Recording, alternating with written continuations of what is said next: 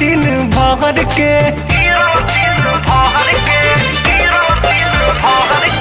दर्शन करे आइल रहलू सहज के संवर के रहलू कहाँ डूबल नथिया गिरल दिन भर के। तीत तोहर बतिया लागेला जैसे पटकन लागेला जैसे पटकन बीचे पंडाल में चलैला काहे चटकन बीचे पंडाल में चलैला काहे चटकन।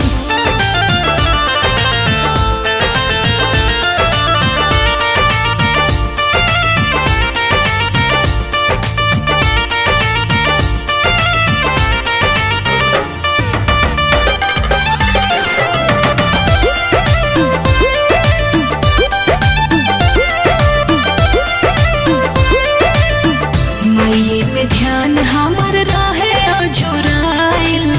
गिरल कहाँ कैसे कही है ना बुझाइल कि खोजा खोजा जहाँ किनल लाची दाना तू भूल कर हाउ आदत है पुराना कि सब हो छोड़ाई दिलाई हो राजा मटकल कि सब हमर मटकल बीचे पंडाल में चलैला काहे चटकन बीचे पंडाल में चलैला काहे चटकन चटकन।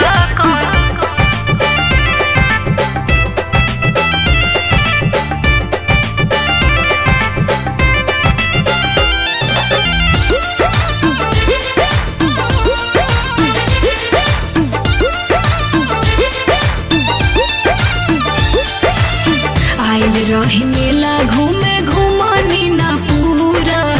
खुश रहे मन बाकी कोइला अधूरा तू झमेला कैलू मेला में धनिया हम तो जानत रहनी तोहर रहनिया आलम दिल साद रितस होई अब खटकन होई अब खटकन बीचे पंडाल में चलैला काहे चटकन बीचे पंडाल में चलैला काहे चटकन बीचे पंडाल में चलैला काहे चटकन बीचे पंडाल